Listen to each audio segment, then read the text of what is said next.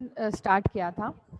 Query optimisation क्या होता है ये मैंने आपको बता दिया था बेसिकली कि कोई भी आपके पास मल्टीपल क्वेरीज हैं किसी काम को प्रोसेस करने के लिए, एग्जीक्यूट करने के लिए, आपको उन सारी मल्टीपल क्वेरीज में से एक बेस्ट सूटेड क्वेरी सेलेक्ट करनी है on the basis of various steps. वो वेरियस स्टेप्स की किस पैरामीटर्स पे हम जज करेंगे कि कौन सी क्वेरी हमारे एग्जीक्यूशन के लिए फास्टेस्ट है, किसकी कॉम्प्लेक्सिटी सबसे कम है एंड ऑल ऑफ दैट। वो हम पैरामीटर्स देखेंगे कौन से पैरामीटर्स पे हमको जज करना है। लेकिन इस प्रोसेस को हम क्या बोलते हैं, जब हम क्वेरी में से एक ऑप्टिमाइज्ड क्वेरी, बेस्ट क्वेरी को सेलेक्ट करते हैं, उसको हम बोलते हैं क्वेरी प्रोसेसिंग या फिर क्वेरी ऑप्टिमाइजेशन। तो देखो सिंपल सी चीज है, अब अपन देखते हैं कि किस तरीके से आपका ये काम कराया जा सकता है। तो if you face any type of question in academics और in near future about query optimization, तो हम उसको एक basic step by step procedure में समझा सकते हैं।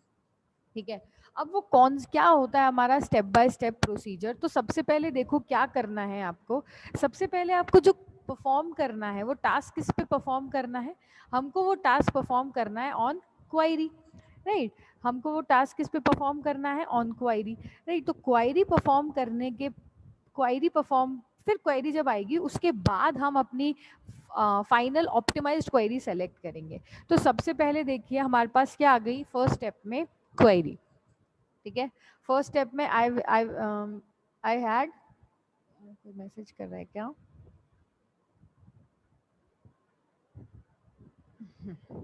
चलिए फर्स्ट स्टेप में मेरे पास आ गई क्वेरी। अब देखो जो भी ऑपरेशंस तुम्हें परफॉर्म करने हैं तुम्हें क्वेरी के ऊपर परफॉर्म करना है ना। अब क्वेरी के ऑपरेशंस में सबसे पहले क्वेरी कहाँ पे जाती है, सबसे पहले क्वेरी जाती है पार्सर एंड ट्रांसलेटर के पास में।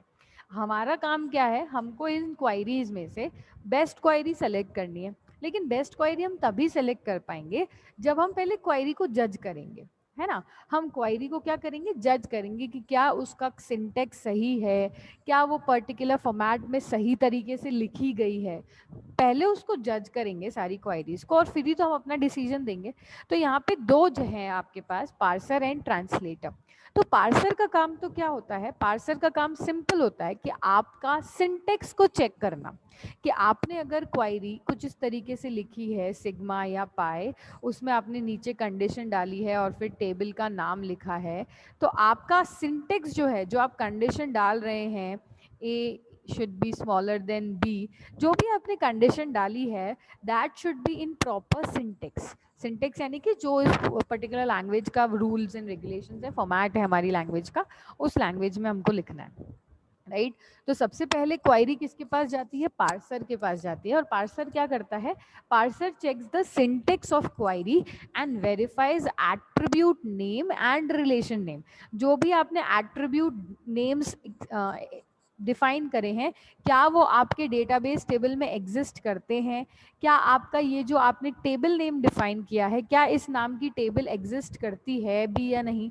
ये सब काम जो सिंटेक्स से रिलेटेड चेकिंग है, ये सब काम कौन करेगा, आपका पार्सर चेक करेगा। ठीक है, सबसे पहले क्वेरी गई पार्सर के पास, उसने सारी चेकिंग सिंटेक्स से रिगार्डिंग करके आपको दे दी। फिर बात होती है ट्रांसलेटर। अब देखो डीबीएमएस, जो मैंने आपको जब डेटाबेस मैनेजमेंट सिस्टम पढ़ाया था लास्ट ईयर, तो तब भी मैंने आपको ये बताया था कि जो डेटाबेसेस है ना, वो आपकी नॉर्मल मशीन लैंग्वेज या हाई लेवल लैंग्वेज नहीं समझते, वो उस लैंग्वेज पे ऑपरेट नहीं करते हैं। आपका जो डेटाबेस है वो कौन सी लैंग्वेज पे ऑपरेट करता है, रिलेशनल अलजेब्रा। ठीक है, जिसको हमने डिटेल में पढ़ा भी था, रिलेशनल अलजेब्रा। हमने पूरा ये पूरा का पूरा एक अलजेब्रा है, इसमें हमने सिग्मा, पाई, जॉइंस, ये सारे के सारे ऑपरेशंस पढ़े थे डिटेल में। अभी भी हैं आपके आरडीबीएमएस में रिलेशनल अलजेब्रा पूरा का पूरा फिर से। तो ऐसा नहीं है कि सेकेंड ईयर में रह गया, छूट गया, एग्जाम तो हुए नहीं, थर्ड ईयर में फिर से आएगा। तो इट्स बेटर कि उस कंसेप्ट को आप क्लियर कर ही लो, वीडियोस देख लेना प्रीवियस ईयर के, या कुछ भी नहीं समझ आए तो पूछ लेना, राइट। तो हमने बोला जो हमारा क्वायरीज हैं ये तो हमने इंग्लिश में फ्रेम करी हुई है ना। हमने क्वायरी जो है ये तो हमने इंग्लिश में फ्रेम करी हुई है, और जो हमारा डेटाबेस है वो रिलेशनल अलजेब्रा समझता है, राइट। तो हमने बोला कि पार्सर जिस तरीके से चेकिंग करेगा ना, उस तरीके से ट्रांसलेटर क्या करेगा, उसको डेटाबेस अंडरस्टैंडिंग लैंग्वेज में ट्रांसलेट कर देगा। ठीक है, translate the query into it's in internal form that is relational algebra. ठीक है, तो पार्सर ने तो सिंटेक्स चेक कर दिया, ट्रांसलेटर ने उसको internal form that is your database की लैंग्वेज जो डेटाबेस समझ सकता है इस क्वेरी, ये तो इंग्लिश लैंग्वेज है, इंग्लिश को ट्रांसलेट करके हमने रिलेशनल अलजेब्रा में कन्वर्ट कर लिया और अब उन क्वेरीज पर वेरियस ऑपरेशन परफॉर्म किया जा सकता है। ठीक है, यहाँ तक की स्टोरी क्लियर है। बेसिकली कुछ नहीं है, सबसे पहले क्वेरी आपकी पार्सर एंड ट्रांसलेटर के पास चली गई, पार्सर का अलग काम है, ट्रांसलेटर का अलग काम है, राइट। इसके बाद आपके पास एक रिलेशनल अलजेब्रा एक्सप्रेशन जनरेट हो जाता है ना। मैंने क्या किया, ट्रांसलेटर ने एक क्वेरी बनाई थी कि हमको उस कॉलम को प्रिंट कराना है जिस कॉलम का नाम हो, नेम कॉलम प्रिंट कराना है, उसमें हमने कंडीशन डाल दी नेम आपके कुछ कुछ हमने प्रिंट करवा दिए, लेट्स सपोज, अच्छा पूरा कॉलम ही प्रिंट करा देते हैं, आपको इतना तो याद ही नहीं होगा। हमने बोला मुझे कॉलम प्रिंट कराना है पूरे टेबल में से नेम को, ठीक है। अब मैंने नेम को प्रिंट कराना है, अब ये तो इंग्लिश में फ्रेम कर दिया, ट्रांसलेटर ने क्या किया, इस पे रिलेशनल अलजेब्रा में इसको कन्वर्ट किया। अब जब हम रिलेशनल अलजेब्रा में पुट करते हैं तो यू नो कि हम पाई ऑपरेटर यूज में लेते हैं फॉर कॉलम्स, इसके बेस में हम जो भी एट्रीब्यूट या जो भी कॉलम हमें प्रिंट कराना है उसकी वैल्यू देते हैं, और हमने क्या किया, टेबल का नाम दे दिया EMP, जो इस भी टेबल में से हमको प्रिंट कराना था।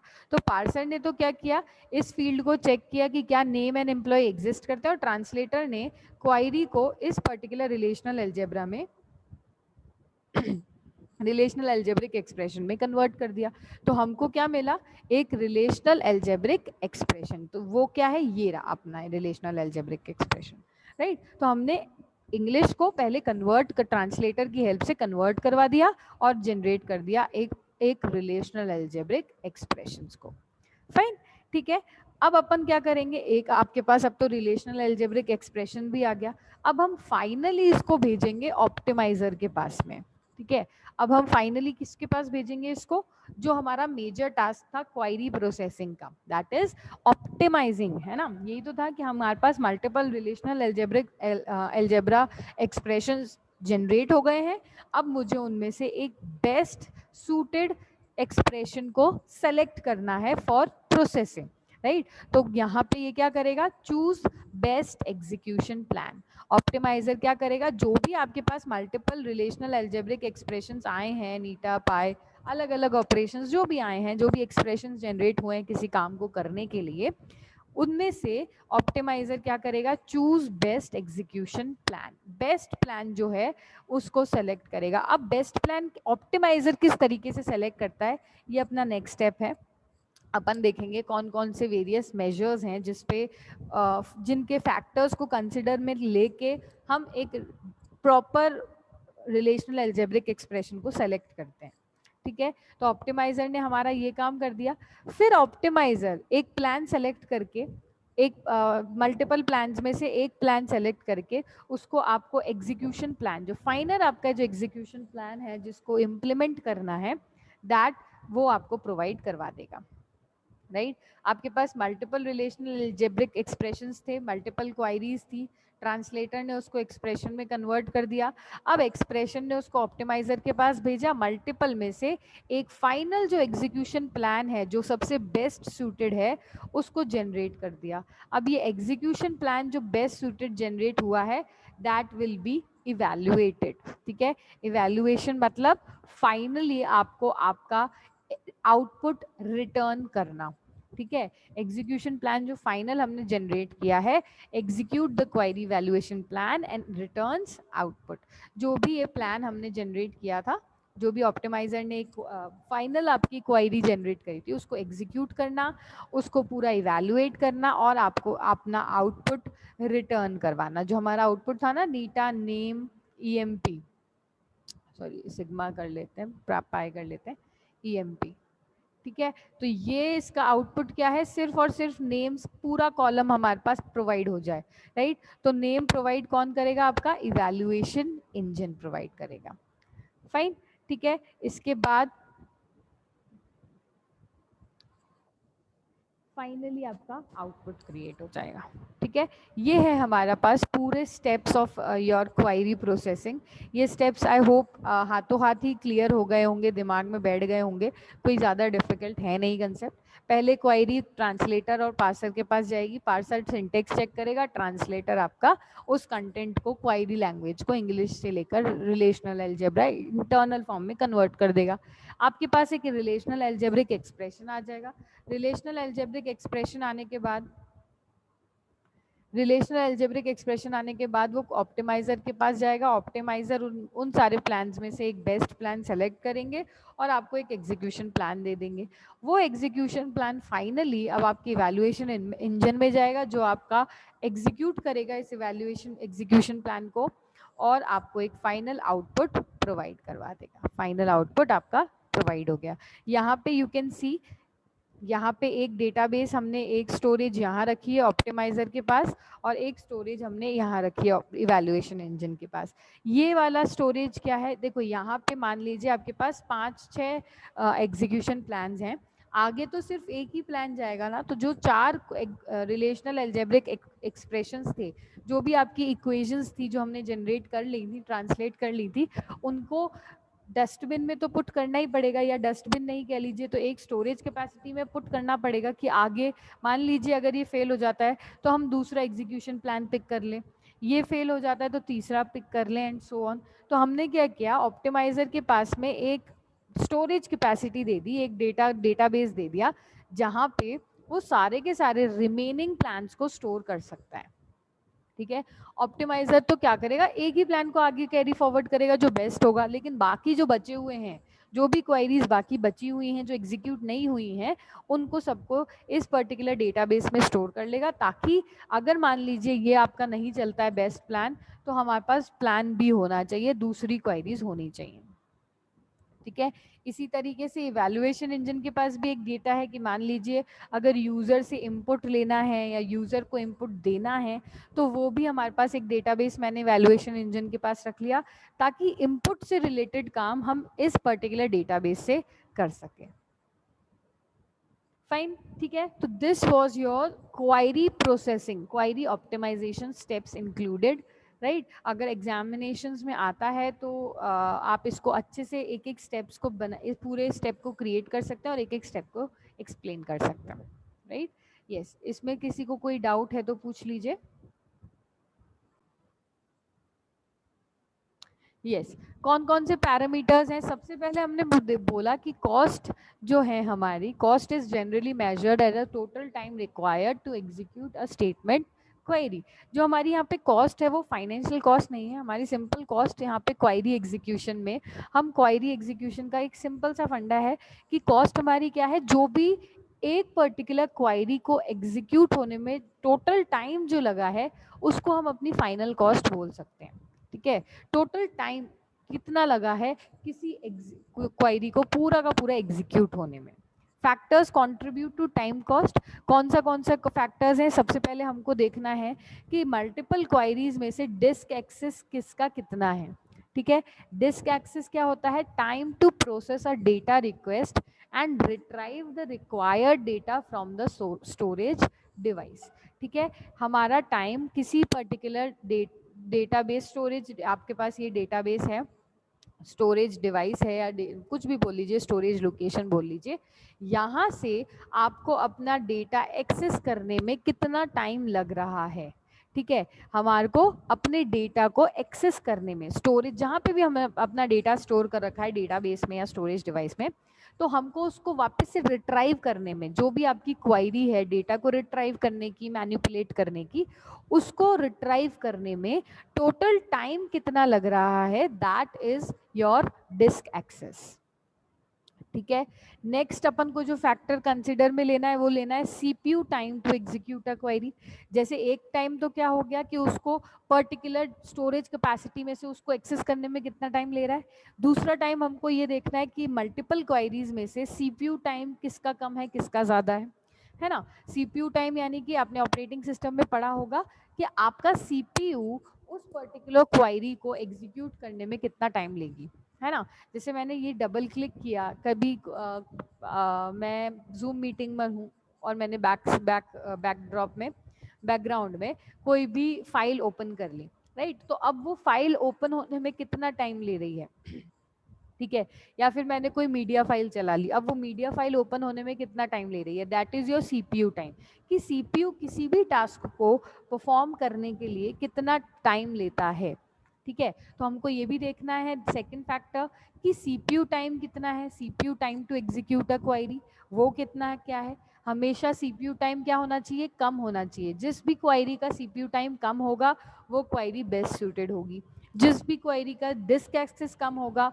वो क्वेरी बेस्ट सूटेड होगी। And third point will be network communication cost, कि कौन सी क्वेरी को कितना, कौन सा नेटवर्क प्रिफर्ड है, ठीक है, लैन चाहिए, वैन चाहिए, मैन चाहिए, लैन वैन मैन, अलग अलग टाइप्स के नेटवर्क होते हैं, दिस यू ऑल नो, ठीक है। तो कौन सी क्वेरी को कौन सा नेटवर्क पे काम करना है, किस नेटवर्क पे ऑपरेट करना है, एंड ऑल ऑफ दैट, ठीक है। तो third factor will be network की कम्युनिकेशन कॉस्ट कितनी लगने वाली है, फाइन, ठीक है। हमने बोला कि हमारा जो डिस्क एक्सेस पॉइंट है ना, तीन फैक्टर्स से हम जज करते हैं, पहला हम डिस्क एक्सेस देखते हैं कि कम डिस्क एक्सेस होना चाहिए, उस क्वेरी को क्वेरी ऑप्टिमाइजर सेलेक्ट करेगा। दूसरा सीपीयू टाइम कम होना चाहिए, सीपीयू जल्दी से जल्दी उसको प्रोसेस करना चाहिए, उसके अकॉर्डिंग भी हम देखेंगे, उसके अकॉर्डिंग भी अगर जल्दी प्रोसेस करेगा तो सीपीयू टाइम परफेक्ट है, उस पर्टिकुलर क्वेरी को हम सेलेक्ट ऑप्टिमाइजर सेलेक्ट करेगा। थर्ड, उसका नेटवर्क कम्युनिकेशन कॉस्ट जो है वो मिनिमम होना चाहिए, ऐसा नहीं कि बहुत ह्यूज टाइप ऑफ नेटवर्क हम इस्टेब्लिश कर रहे हैं और उस नेटवर्क को इनिशियलाइज करने में, उसको एक्शन में लाने में हमारा बहुत कॉस्टिंग लग जाए, बहुत टाइम लग जाए, ठीक है। तो that should also be minimised. हमने बोला इन तीन फैक्टर्स तो इंपॉर्टेंट हैं ही, लेकिन जो प्री डोमिनेंट फैक्टर्स है, जो मेजर फैक्टर है, जो प्रायोरिटी फैक्टर है, वो फैक्टर है हमारा डिस्क एक्सेस, ठीक है। किसी भी क्वेरी का डिस्क एक्सेस तो कम होना ही चाहिए, ठीक है।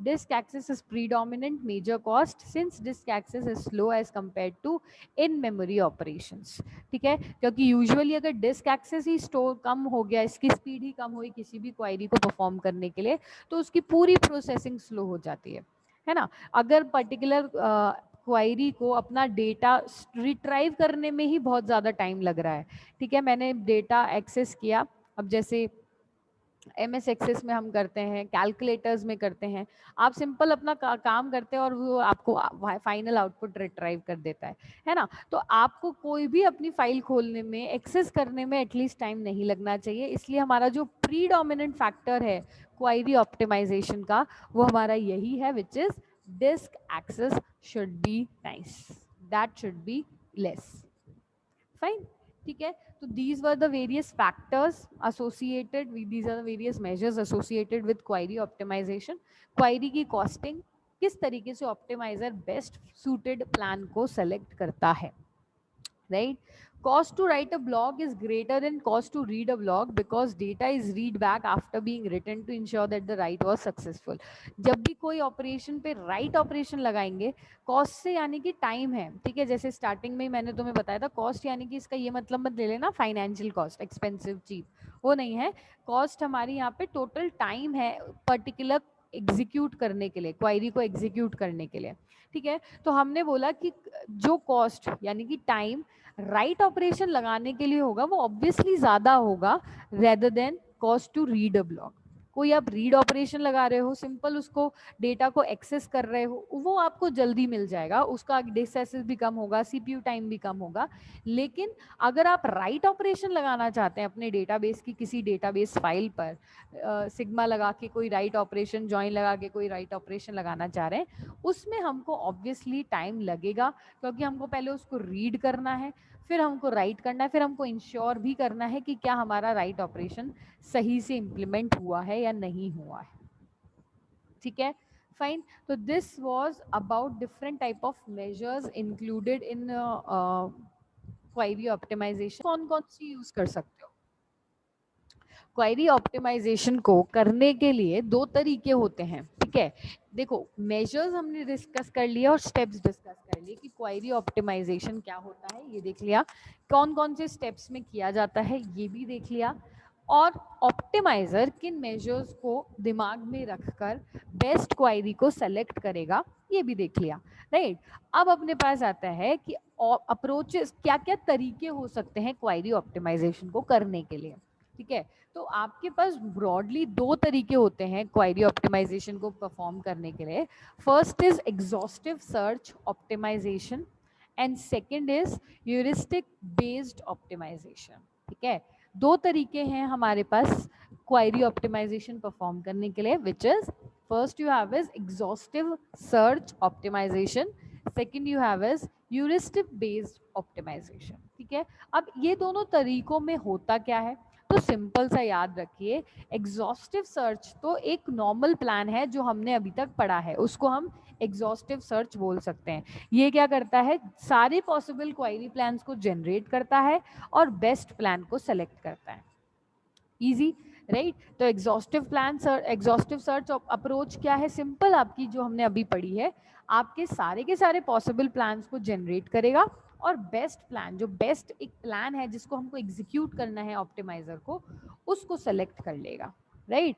It provides the always it provides best solution, क्योंकि आप सारे के सारे को स्टडी कर रहे हो, उसमें से एक बेस्ट पॉसिबल प्लान को हिट कर रहे हो, बेस्ट पॉसिबल प्लान को एग्जीक्यूट करवा रहे हो, तो ऑब्वियसली आपका जो भी एग्जीक्यूशन है वो बहुत ही बेस्ट सोल्यूशन प्रोवाइड करेगा, करेक्ट सोल्यूशन प्रोवाइड करेगा, राइट। इसके बाद आ जाता है अपने पास दूसरा, which is heuristic based optimisation, ठीक है। ह्यूरिस्टिक्स यानी कि कुछ अजम्पशंस, ठीक है। ह्यूरिस्टिक्स यानी कि कुछ अजम्पशंस। हमने पहले क्या किया था, हमने प्रैक्टिकल अप्रोच से किया था, एग्जॉस्टिव सर्च में प्रैक्टिकल अप्रोच से किया, सारे प्लान्स को जनरेट किया, उसमें से एक बेस्ट प्लान को सेलेक्ट किया। यहाँ पे हम क्या करते हैं, हम कुछ अजम्पशंस क्रिएट करते हैं और उन अजम्पशंस के बेस्ड पर हम अपनी फाइनल क्वायरी को डिसाइड करते हैं। Heuristic based optimisation use rule based optimisation approach for query optimisation, ठीक है। रूल बेस्ड यानी कि आप कोई एक रिस्पेक्टिव रूल सेलेक्ट करेंगे, उन रिस्पेक्टिव रूल्स को अपने टेबल में पुट करोगे और अपने टेबल में पुट करने के बाद आप देखोगे कि आपकी टेबल की वो क्वायरीज किस तरीके से बिहेव करती हैं, एंड देन उनके बिहेवियर पर हमारा मैटर करता है कि क्या आपकी वो क्वायरी सेलेक्ट की जानी चाहिए या फिर सेलेक्ट नहीं की जानी चाहिए, ठीक है। हमने स्पेसिफिक अजम्पशंस पुट कर दिए, रूल्स पुट कर दिए अपनी क्वायरीज पर, और फिर हमने अब जज किया बेस्ट क्वायरी क्या है। पहले वाली एग्जॉस्टिव में हमने सारे पॉसिबल क्वायरी प्लान सबको देखा, सबको जज किया, हमने सबको आउटपुट क्रिएट किया और फिर उसमें से एक बेस्ट प्लान सेलेक्ट किया।